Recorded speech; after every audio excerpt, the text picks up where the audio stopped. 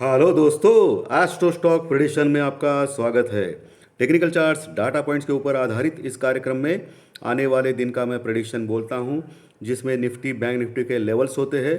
Levels यानी support और resistance. Jackpot share होता है जो लगभग पिछले 1.5 साल से आप देख सकते हो हर वीडियो में कि 80% के ऊपर सफल हो गया है। और दोस्तों, वर्ल्ड मार्केट का मैपिंग होता है और स्क्रीन रीडिंग भी होता है दोस्तों। चलिए दोस्तों, शुरू करेंगे। शुरू करने से पहले दोस्तों, आज हिंदू का नया वर्ष, हिंदू धर्म का नया वर्ष चालू हो गया है। सभी दर्शकों को मेरी तरफ से शुभकामनाएं। हिंदू नए वर्ष की शुभकामनाएं दोस्तों।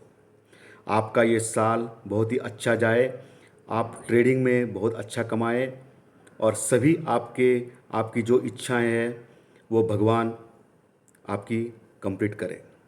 धन्यवाद दोस्तों। ओम श्री गणेशाय नमः। दोस्तों, ये जो नया साल है ना दोस्तों, इसके ऊपर जुपिटर यानी गुरु महाराज की कृपा होगी दोस्तों। और भारतवर्ष, जो हमारा भारतवर्ष है, वो बहुत ही आगे जाएगा इस साल में। ये आप देख लेना दोस्तों, अकॉर्डिंग टू एस्ट्रोलॉजी। लेकिन अभी हम लोग टेक्निकल चार्ट्स और डाटा पॉइंट्स के ऊपर बात करने वाले हैं। एस्ट्रोलॉजी का जो फाइनेंशियल एस्ट्रोलॉजी का कार्यक्रम कल आएगा आपको संडे के दिन। आज शनिवार है, तो मंडे के दिन क्या हो सकता है, इसकी संभावना हम लोग अभी देखेंगे क्या हो सकता है मंडे के दिन। ठीक है दोस्तों, अप्रैल का नया महीना हो गया है चालू, और अप्रैल का जो पहला दिन था जबरदस्त हो गया। कंटिन्यूस स्टार्टिंग में negative, flat to negative open हो गया। बाद में थोड़ा सा कंसोलिडेट किया निफ्टी यानी मार्केट। बाद में जो अपमूव चालू हो गया दोस्तों, ऊपर का level, slowly but steadily market ऊपर चला गया। लेकिन आखिरी के आधे घंटे में ज़बरदस्त मूव आ गया निफ्टी में। आप देख सकते हो कि लगभग, आप देख सकते हो कल निफ्टी के चार्ट्स के ऊपर कि लगभग 2-2:30 बजे तक, 3 बजे तक भी बोला तो चलेगा, लगभग 2:30 से 3 बजे तक निफ्टी सिर्फ 60 पॉइंट प्लस में था, 60 पॉइंट्स प्लस में था दोस्तों। 2:30 से 3 बजे तक निफ्टी, और 3 से 3:30 बजे तक निफ्टी लगभग 125 से 140 पॉइंट्स अप हो गया। यानी कि सिर्फ 60 या 70 पॉइंट प्लस में था वो निफ्टी।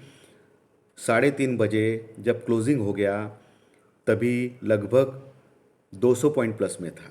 यानी कि 130 पॉइंट सिर्फ आखिर के आधे घंटे में आ गए निफ्टी में। ये क्यों आ गया? ये रिलायंस की वजह से आ गया दोस्तों।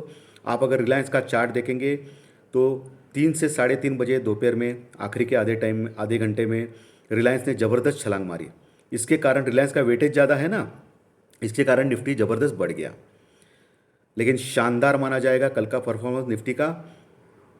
और इसके बावजूद कि एशियन मार्केट टोटली टूट गए थे दोस्तों, एशियन मार्केट पूरा माइनस में था। दो फ्यूचर्स भी इतना कुछ अच्छा खासा नहीं था, माइनस में था। बाद में थोड़ा प्लस आ गया, तो इतना कुछ अच्छा इतना नहीं था। लेकिन लेकिन ये प्लस में क्यों आ गया, इतना बड़ा उछाल क्यों आ गया?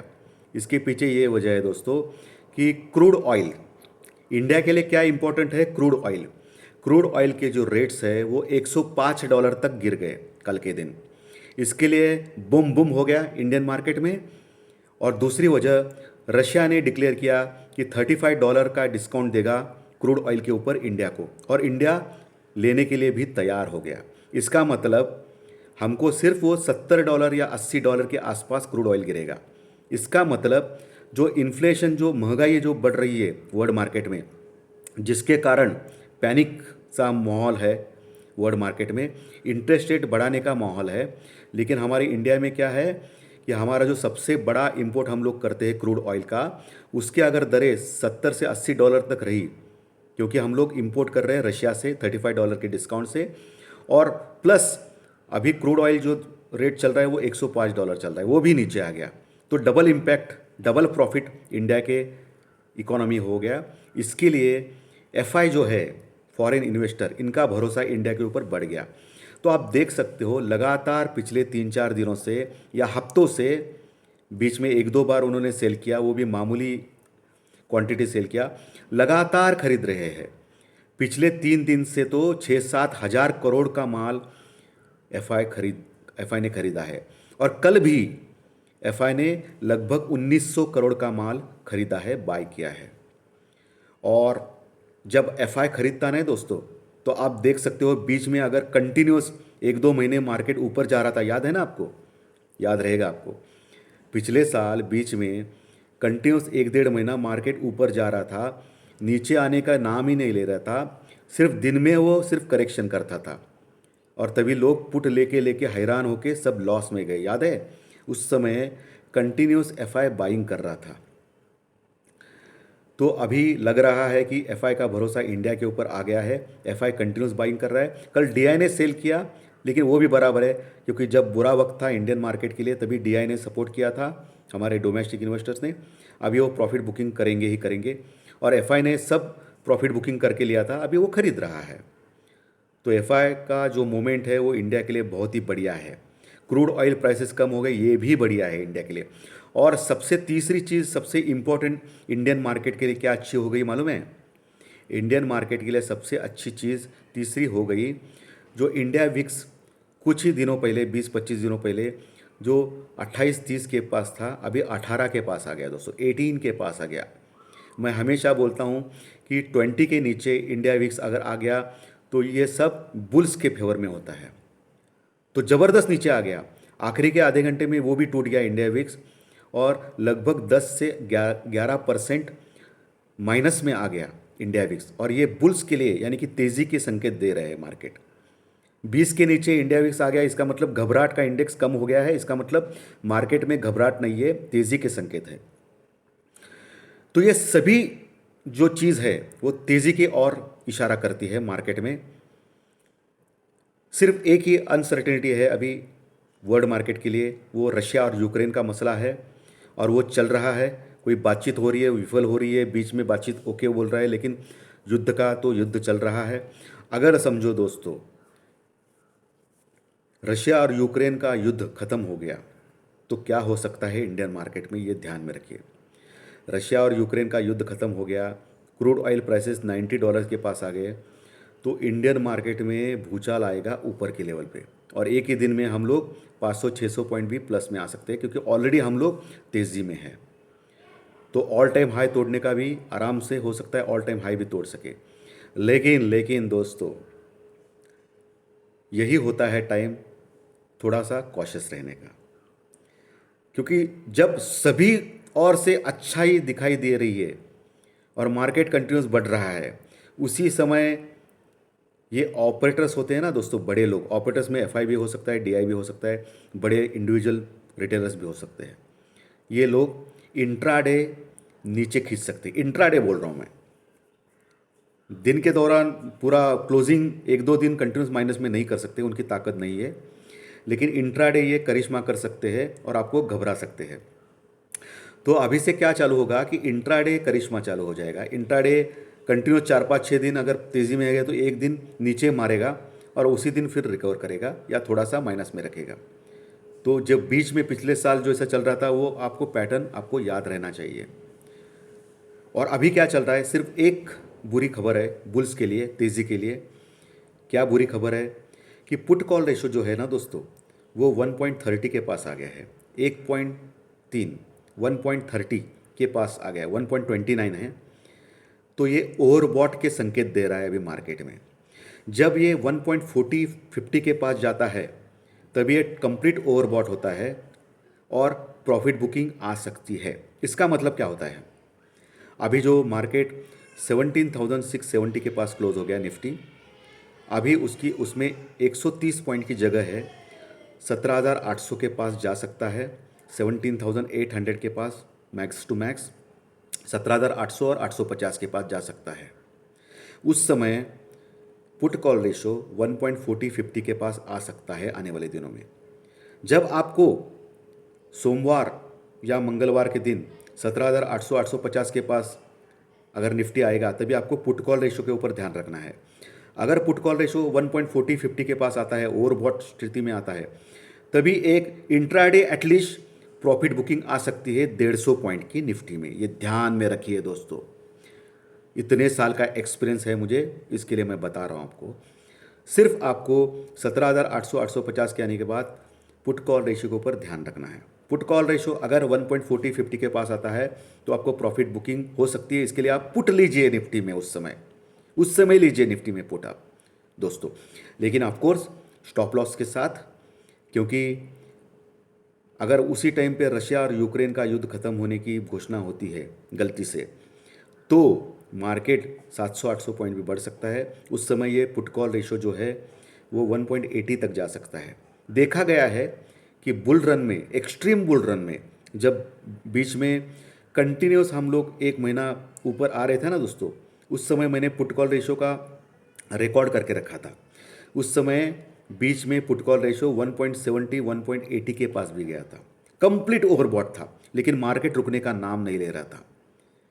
तो ऐसा भी नहीं कि 1.40-50 के बाद मार्केट रुक सकता है, लेकिन 60-70% चांसेस होते हैं दोस्तों प्रॉफिट बुकिंग के 1.40-50 के पास, अगर पुट कॉल रेशियो होता है तो देखिए दोस्तों, ये आपको देखना है।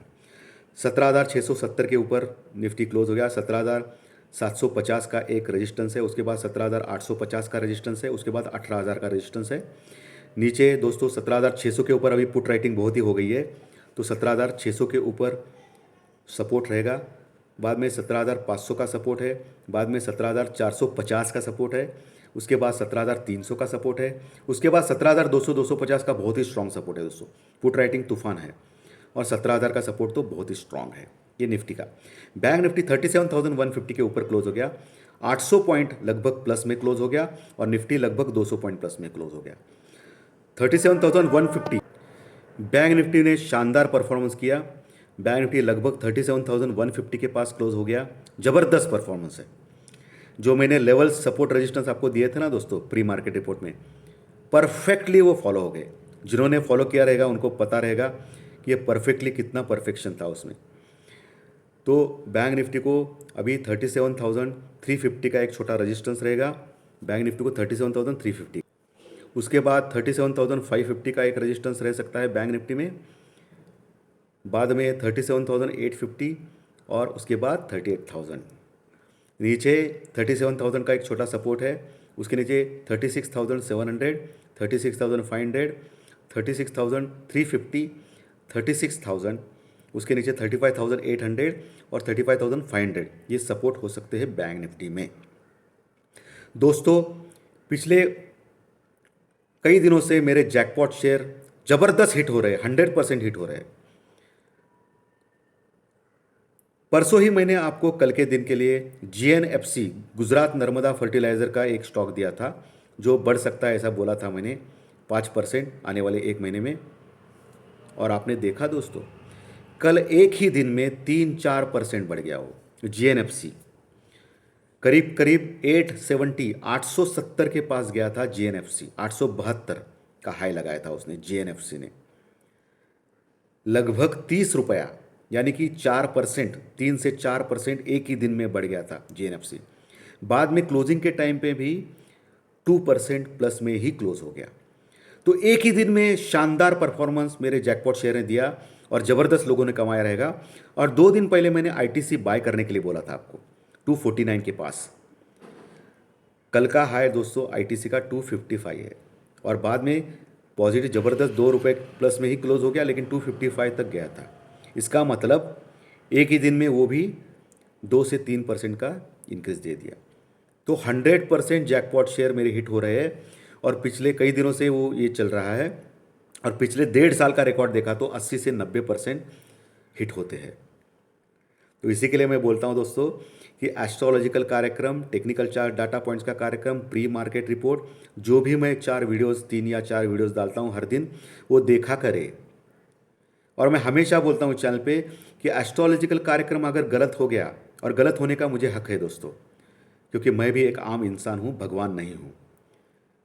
तो ये एहसास कराता है कि 100% अगर मैं हर दिन जो बोलता हूँ फाइनेंशियल एस्ट्रोलॉजी में वो सही आते, तो मैं भगवान हो जाऊँगा दोस्तों, और लोग अंधविश्वास की तरह मुझ पर विश्वास करेंगे। तो गलत होने का भी हक है ना दोस्तों। तो कल तो गलत हो गया मेरा एज पर एस्ट्रोलॉजिकल, लेकिन टेक्निकल चार्ट डाटा पॉइंट्स के ऊपर सुपर हिट हो गया, जैकपॉट शेयर भी सुपर हिट हो गया। इसके लिए मैं बोलता हूँ ना दोस्तों, जो लोग ये चैनल देखते हैं और हर वीडियोस मेरे देखते हैं, उनको किसी ना किसी कहीं ना कहीं रूप से अवश्य 100% प्रॉफिट होता है ये चैनल देखने के बाद। ये मैं प्रूव कर चुका हूँ पिछले 1.5 साल से। इसीलिए 24,000 के आसपास के सब्सक्राइबर मेरे हो चुके हैं दोस्तों। 24,000 फाइनेंशियल एस्ट्रोलॉजी के जो रनिंग चैनल है ना दोस्तों, इसमें नंबर 1 चैनल है मेरा। 24,000 सब्सक्राइबर प्लस। पागल लोग नहीं है ये लोग जुड़ने के लिए। तो इसी के लिए मैं बोलता हूँ दोस्तों, हर दिन जो 3-4 वीडियोस डालता हूँ ये कृपया देखते रहिए, आपके फ़ायदे के लिए ही ये चैनल है। तो आने वाले दिनों में कौन सा रह सकता है जैकपॉट शेयर? जीएनएफसी रह सकता है दोस्तों। अभी आपको एक काम करना है, जीएनएफसी कंटिन्यू 2-3 दिन बढ़ रहा है तो थोड़ा सा प्रॉफिट बुकिंग आने दो उसमें, उसके बाद लेना है या एक डिप में लेना है।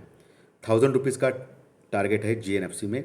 ये पीएसयू कंपनी है दोस्तों, गवर्नमेंट अंडरटेकिंग है, तो घबराने की कोई आवश्यकता नहीं है जीएनएफसी में।